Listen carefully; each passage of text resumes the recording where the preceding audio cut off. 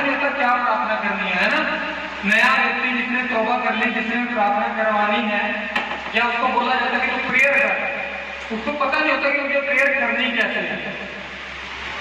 आप सभी को पहले से प्रेयर आती थी? नहीं आती थी ना? पता चला आपको बाद में कि प्रेयर करनी कैसे है। आज वही देखेंगे कि क्या है अन्य भाषा। बहुत सारे लोग इसके खिलाफ भी हैं, बहुत सारे लोग इसको मानते हैं। कल परसों मैंने एक वीडियो देखा, वो कहता है कि जैसे आप गाय के विरोध में हैं, जैसे कि गाय परमेश्वर नहीं है, उसी तरह मैं अन्य भाषा के विरोध में हूँ कि अन्य भाषा, ये जो टंग्स है, 11 भाषाएं हैं, ये प्रभु की ओर से नहीं है और बाइबल में इसका कोई जिक्र नहीं है। ठीक है, काफी माना हुआ बात है वो। तो प्रभु को आशीष दे, उसकी बुद्धि को खोले ताकि वो वचन को समझ सके। आइए हम थोड़ा सा वचन में देखेंगे कि पवित्र आत्मा हमारी मदद कैसे करता है। रोमियो की किताब 8 अध्याय के 26 वचन में लिखा है, इसी रीति से आत्मा भी हमारी दुर्बलता में सहायता करता है। हमारी कौन सी, कहाँ पे मदद करता है? दुर्बलता में। कहाँ पे? दुर्बलता में। सभी ने बोलना है, ठीक है? आप सुन रहे हो ना? आवाज साफ आ रही है सभी को पीछे? तो आप सभी ने बोलना जरूर है, ओके? तो इसी रीति से आत्मा भी हमारी किसमें मदद करता है? दुर्बलता में। किसमें? दुर्बलता में। क्योंकि हम नहीं जानते कि प्रार्थना किस रीति से करनी है। ठीक है, कॉन्टेक्स्ट समझ में आ गया।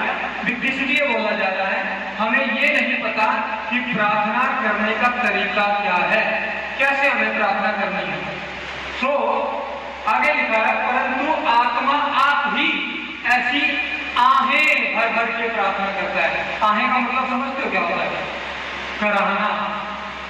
जैसे दर्द में नहीं कराता कोई, काफी दर्द होता उसको कैसे कराता था, तो मैं करके भी दिखा सकता हूँ।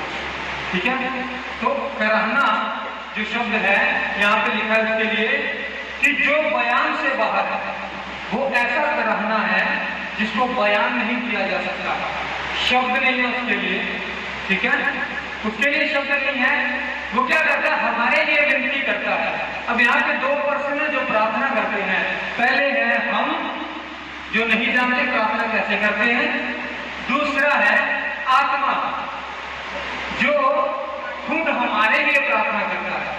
ठीक है, तो पहला जो शब्द यहाँ पे दुर्बलता आप देख रहे हो, ये कौन सी दुर्बलता है? तो इस दुर्बलता के एक शब्द, ग्रीक शब्द दिया गया है, वो हम देखेंगे थोड़ा सा। यहाँ पे जो शब्द दिया गया है वो है एस्थीना। ठीक है, एस्थीना जो है कमजोरी, बीमारी या पीड़ा, विपत्ति और दुर्बलता से कई मीनिंग है। मेरे इसका क्या आता है? कमजोरी, बीमारी और दुर्बलता। ठीक है, तो ये जो शब्द का रूट वर्ड है, जहां से ये शब्द निकला है, वो है एस्थीनेस। ठीक है, ये एस्थीनिया, नीचे वाला एस्थीनेस, इसका मतलब होता है मन या शरीर की दुर्बलता।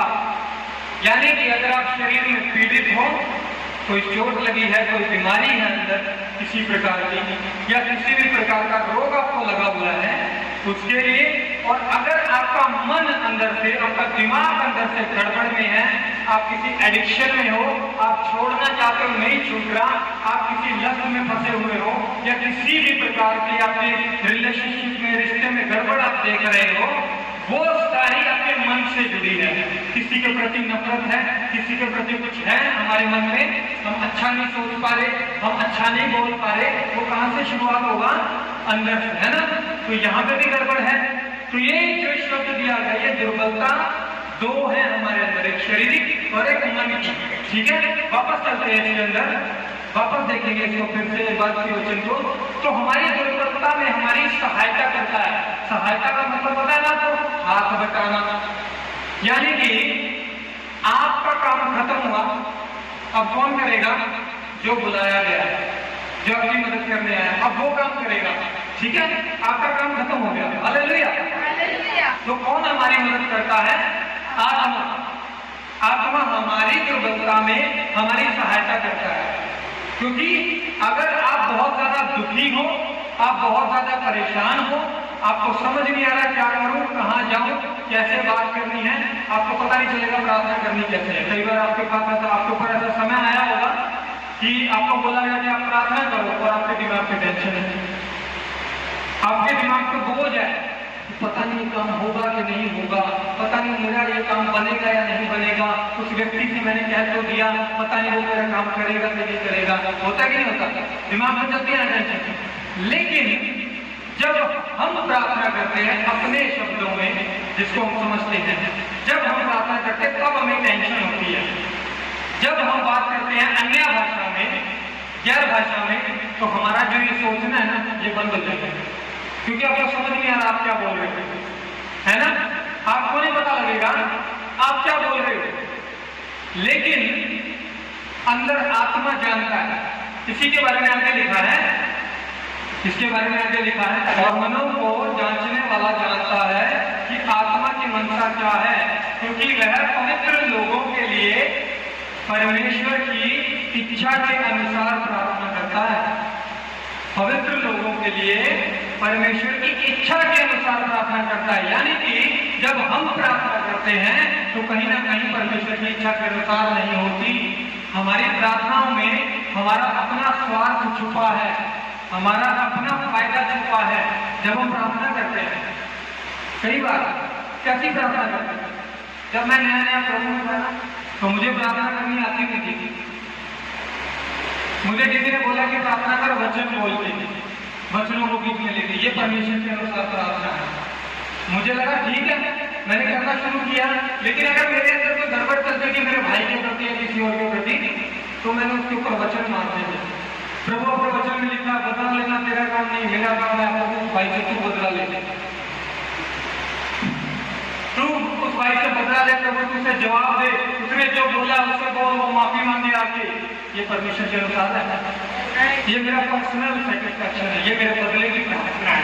फिर प्रभु मुझे बदला लेना है, मुझे बदला दिला, ये प्रार्थना परमेश्वर की ओर से नहीं है ना, क्योंकि परमेश्वर ने क्या सिखाया है, माफ कर, माफ कर, लेकिन मैं नहीं कर रहा था।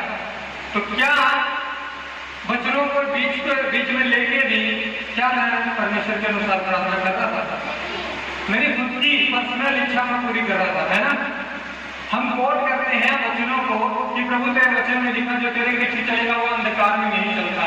हम अपनी एडिक्शन के लिए या किसी चीज को छोड़ने के लिए प्रार्थना करते, वो नहीं छूट रही, क्योंकि हमने खुद उसको पकड़ा हुआ है कि मैं उससे छुटकारा पा सकता हूँ, जबकि हम नहीं पा सकते। हमें वो किससे दे देनी है, परमेश्वर की आत्मा को, कि प्रभु मैं नहीं कर सकता, तू कर सकता, तुझे करना है। तो अन्य भाषा जब आप देखते हो किसी को नया व्यक्ति आता है चर्च में, वो नहीं जानता अन्य भाषा होती क्या। थोड़ी देर पहले मैं बोल रहा था भाषा का नाम आधा बात, उसको पता नहीं चलेगा क्या बोल रहा है, उसको नहीं पता चलेगा क्या बोल रहा है। इसीलिए लोग क्या बोलते हैं, जो टीचर है, बाइबल टीचर है और अलग बड़े बड़े रेवरेंड हैं जो इस चीज में नहीं मानते, वो कहते हैं कि जब बाहर के लोग तुम में आएंगे ना तो तुमको पागल समझेंगे, क्योंकि वो तुम्हारी बातें समझ नहीं पाते। ठीक है, तो ये अन्य भाषा हमें क्यों दी गई है और इसको कैसे इस्तेमाल करना है, आज वही हम देखेंगे। हालेलुया, जागते रहना सभी ने, बार बार मुझे बोलना पड़ता है क्योंकि नींद आ जाती है। हालेलुया, यहाँ पर लिखा है यीशु मसीह ने चिन्ह दिया था विश्वासियों का, मरकुस 16 उसके 17 वचन में, विश्वास करने वालों में ये चिन्ह होंगे कि वे मेरे नाम से दुष्ट आत्माओं को निकालेंगे और नई नई भाषा बोलेंगे। यीशु ने खुद बोला है, नई नई भाषा बोलेंगे। नई नई भाषा कौन सी है, जो किसी ने सुनी नहीं। नए का मतलब क्या होता है, जो बिल्कुल नया हो, जो पहले से बना के छोड़ दिया गया धरती पे, वो नया नहीं है, वो नया नहीं है ना। साइंटिस्ट बोलते हमने नई चीज इजाद की है, हमने नई चीज की खोज की है। ढूंढा तो अपने पुराने में से है, जो धातु अब लेके आए निकाल दिया, वो पहले से धरती में है, वो पहले से धरती में है, तो आप नया कहां से लेके आए, नया नहीं है ना, वो पहले से धरती में है, क्योंकि वो पुराना है, उसको परमेश्वर ने वहां पे रखा है। इस धरती पे मिलने वाली कोई भी चीज नई नहीं है, वो पहले से वहीं पे है। हम सिर्फ रखी हुई चीजों को ढूंढते हैं, कुछ नया इजाद नहीं करते। इसलिए साइंस को ज्यादा बढ़ावा देने की जरूरत नहीं है, साइंस वाले भगवान नहीं है, वो सिर्फ उन चीजों की खोज करते हैं जो ऑलरेडी धरती पे है। हाँ, तो भाषा जो भी बोली जाती है वो नई नहीं है, बल्कि पूरे वर्ल्ड के अंदर 6000 से ज्यादा भाषाएं बोली जाती हैं और वो सब की सबका अर्थ है, उनका मीनिंग है, इसीलिए वो क्या है, पुरानी। तो जहां पे यीशु बोल रहा है वो नई भाषा बोलेंगे। वो कौन सी भाषा है? स्वर्ग की भाषा, जो किसी ने सुनी नहीं, किसी से सुना नहीं, किसी को समझ में नहीं आता, वो सिर्फ परमेश्वर जानता है। पिछले वचन में हमने देखा कि आत्मा आप ही हमारे लिए प्रार्थना करता है, और 27 वचन में लिखा है, मनों को जांचने वाला जानता है आत्मा की मंशा क्या है, क्योंकि वो पवित्र लोगों के लिए, पवित्र आत्मा पवित्र लोगों के लिए, आपके और मेरे लिए परमेश्वर से विनती करता है उसके वचन के अनुसार, उसकी इच्छा के अनुसार। ठीक है, तो जब मैं प्रार्थना करता हूँ मेरे शब्दों में कि परमेश्वर मुझे आशीष दे, परमेश्वर मुझे ऊंचा उठा, परमेश्वर मुझे उन्नति दे, तरक्की दे, सब कुछ मांग लिया, एक समय पे आपके पास शब्द खत्म हो जाएंगे। क्या मांगोगे? आप क्या मांगोगे? आप बोलोगे सब कुछ है मेरे पास, आप क्या मांगोगे? तब आपकी मदद करेगा पवित्र आत्मा। जब आप गैर भाषा बोलोगे आपको पता नहीं चलेगा कि आप क्या बोल रहे हो, लेकिन आपकी आत्मा में कहीं ना कहीं आप उन्नति देखते चले जाओगे। आपकी नशे की है, झगड़े की है, कोई व्यभिचार की लत किसी के अंदर है, किसी को गलत देखने की आदत है, किसी को गलत बोलने की आदत है, जितना ज्यादा अन्य भाषा में प्रार्थना करोगे आप, उतना ज्यादा आपके माइंड पे कंट्रोल हो जाएगा, क्योंकि ये बंद हो जाएगा, इसका सोचना बंद तो कुछ बोलना बंद। अगर आप गलत देखोगे नहीं, अगर आप गलत सोचोगे नहीं तो बोलोगे गलत। कभी आपने प्रार्थना की हो, आप में से कितने लोग अन्य भाषा जानते हैं? सब लोगों को मिली हुई है तकरीबन, ठीक है। आप जब प्रार्थना करते हैं आपको पता चलता है कि आप क्या बोल रहे हो? नहीं पता चलता ना। परमेश्वर आपके ऊपर भेद बोलता है, आपके अंदर वाले मनुष्य को पता चलता है कि मैं क्या बोल रहा हूँ, है ना। मुंह से शब्द निकल रहे हैं दूसरे, लेकिन अंदर से आत्मा बड़ा खुश है, वो खुश होकर प्रार्थना करता है। देखा होगा अपने आप को गिरने भाषा करते करते एकदम से पता नहीं चलता कब हाथ चलने शुरू होते हैं, कब बंदा हिलना शुरू होता है। मैं वैसे बात नहीं करना चाहते वैसे लोग हिलते रहते थे, हाँ, चक्रिया काटनी शुरू होती है ऐसे करके। मैं उसकी बात नहीं कर रहा, मैं बात कर रहा हूँ परमेश्वर में मगन हो जाना। जब आप देखोगे किसी बड़े कॉन्सर्ट के अंदर किसी सिंगर को सुनते तब भी लोग जाके हिलना शुरू हो जाते हैं, उन पे क्या होता है? कुछ नहीं, लेकिन वो खुश है, वो शरीर में खुश है, ठीक है। लेकिन जब हम अन्य भाषा बोलते हैं तो आत्मा अंदर से खुश होता है, क्योंकि परमेश्वर के डायरेक्ट बात कर रहा होता है, और आत्मा के अंदर परमेश्वर डालता है, बेटे ये काम करना है, बेटे ये काम करना है, बेटे यहाँ नहीं जाना, बेटे वहां नहीं जाना। परमेश्वर आपको गाइड करेगा उसी क्षेत्र के अंदर जहां पे आप कमजोर हो, जहां पे आपको लगता है कि मैंने कुछ खो दिया है, जहां पे आपको लगता है मैंने कुछ गवा दिया है, उसी समय में परमेश्वर उसी हिस्से के अंदर 120% बहाली देगा एकदम से। हालेलुया। उसी हिस्से के अंदर। तो अन्य भाषा जब हम बोलते हैं, ये इसलिए नहीं बोलते कि हम बहुत ज्यादा जानते हैं, ये हम इसलिए नहीं बोलते कि हम अपने आप को दिखाते हैं कि हमें अन्य भाषा आती है, हम इसलिए बोलते हैं क्योंकि यीशु ने दिया। और दूसरा, हम दुर्बल हैं, हमें पता नहीं हमें प्रार्थना कैसे करनी है, हम नहीं जानते, हमें पता नहीं होता परमेश्वर की परफेक्ट और सच्ची इच्छा क्या है, कैसे प्रार्थना की जाए। हाँ, तो इन चीजों को लेकर हम थोड़ा सा बात करेंगे, अगले वर्ष में चलते हैं। कुरिन्थियों 14:2 अन्य भाषा में बात करने वाले का क्या यहाँ पे रीजन दिया गया है, क्या बात है यहाँ पे? पौलुस बताता है क्योंकि जो अन्य भाषा में बातें करता है वह मनुष्यों से नहीं परंतु परमेश्वर से बातें करता है। स्पष्ट बिल्कुल साफ लिखा है यहाँ पे कि वो किससे बात करता है? किससे? परमेश्वर से। क्यों? इसलिए कि उसकी कोई नहीं समझता। अब बहुत सारे लोग पता क्या बोलते हैं, अन्य भाषा समझ आती है, तुझे पता नहीं की बोल रहे हो, बाइबल में लिखा है अन्य भाषा का वो अजय सब लोग समझ आते हैं। तो जो सबको समझ में आती है वो अन्य भाषा नहीं होती, वो पुरानी भाषा है जो सबको आती है ऑलमोस्ट। यहाँ पे क्या लिखा है? उसकी कोई नहीं समझता। जब कोई नहीं समझता उसकी, वो उसके बारे में क्या बोलता है? परमेश्वर से बातें करता है, क्योंकि उसकी कोई नहीं समझता, क्योंकि वह भेद की बातें आत्मा में होकर करता है। हालेलुया। भेद की बातें, छुपी बातें, प्रकाशन की बातें, उन्नति की बातें, आशीष की बातें परमेश्वर से करता है, और भेद की बातें करता है। ये किसके लिए? हमारे लिए। किसके लिए करता है? हमारे लिए। क्या हमें पता हमें ऐसी बातें करनी है? आपको पता कोई भेद ऐसा जिसके बारे में परमेश्वर से बात कर सकते हो? कोई भेद है आपके पास ऐसा बताने को? नहीं। क्योंकि हम कुछ नहीं जानते, हम कुछ नहीं जानते परमेश्वर के भेदों के बारे में। परमेश्वर जानता है, और पवित्र आत्मा जो हमारे अंदर डाला गया है वो जानता है कि परमेश्वर को क्या चाहिए, परमेश्वर को क्या अच्छा लगता है, वो जानता है। हालेलुया। जागते रहना मेरे साथ, और जो सो रहे हैं वो हालेलुया। वेरी गुड, बहुत अच्छा। परमेश्वर आपको जगाए, परमेश्वर आपका ध्यान लगाए। हमें तो जो अन्य भाषा में बातें करता है वो मनुष्यों से तो बातें नहीं करता, तो किससे करता है? परमेश्वर।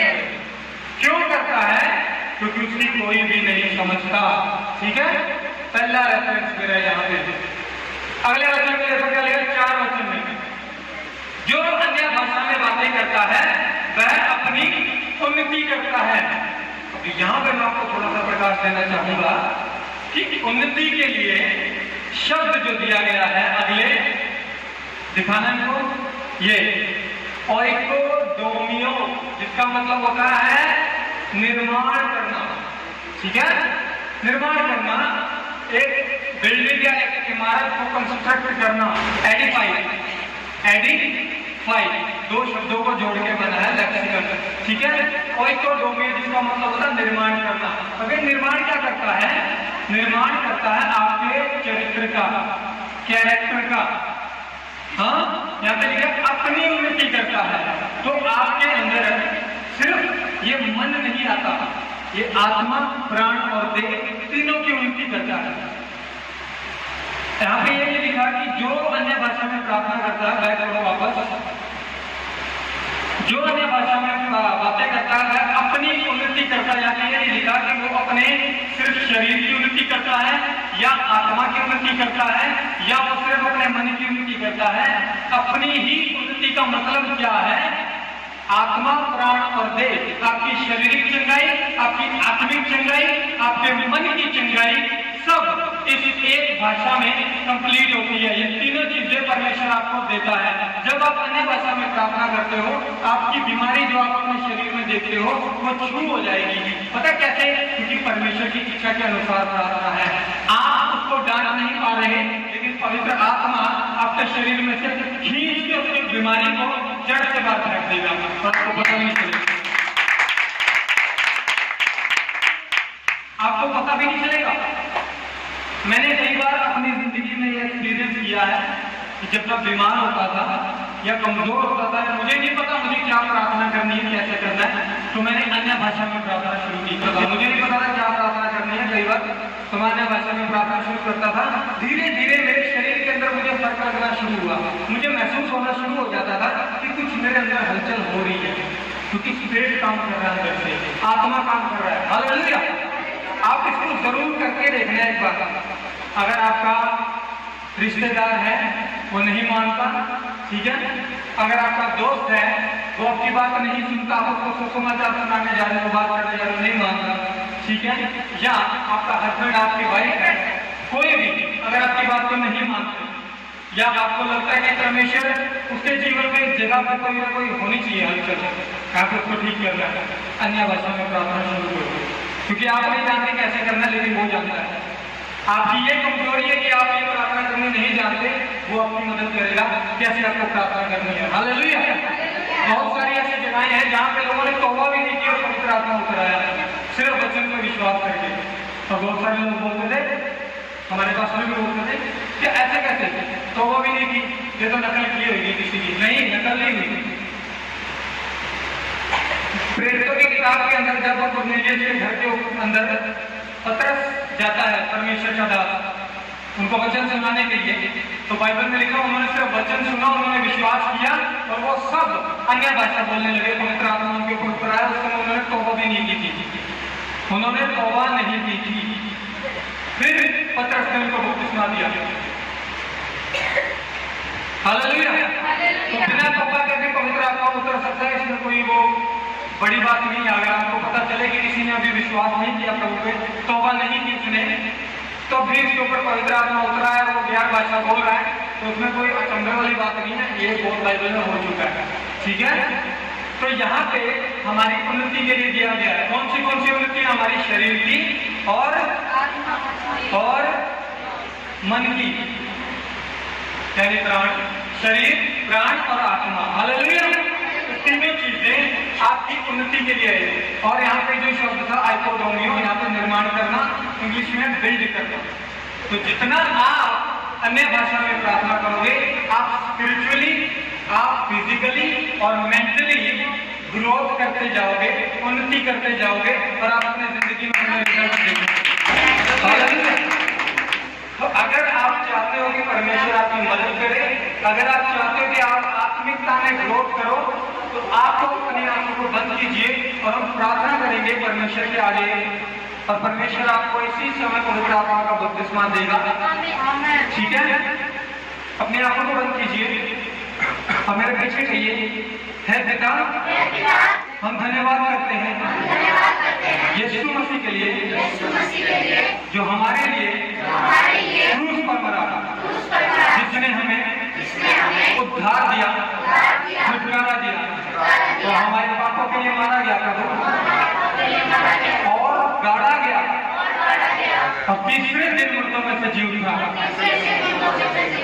मैं विश्वास करता हूँ पिता, मैं यीशु पे अपना विश्वास लाता हूँ और मुझे अपने पवित्र आत्मा से बपतिस्मा दीजिए, मुझे भर दीजिए अपने पवित्र आत्मा से, ताकि मैं आपकी आत्मा में होकर आपसे बात कर सकूं, मेरी मुसीबतों को, मेरे प्रॉब्लम्स को दूर करिए। मुझे भरिए अपने पवित्र आत्मा से, मैं रिसीव करता हूँ आपकी पावर को। अब हम 3 की काउंटिंग से एक साथ अन्य भाषा शुरू करेंगे। परमेश्वर ने आपको गैर भाषा के शब्द दिए हैं और जिनको नहीं मिले उनको इस प्रार्थना के दौरान मिलेंगे।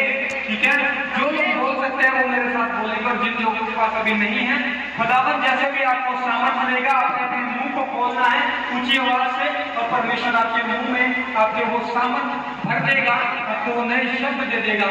ठीक है, 1 2 3 रोके नहीं, अपने आप को रोके नहीं, जितने शब्द आ रहे हैं बोलते जाए, और अगर आत्मा से भर जाए, पवित्र आत्मा के शब्दों से भर जाए, सामर्थ्य से भर जाए और अभिषेक में भर जाए। सीधा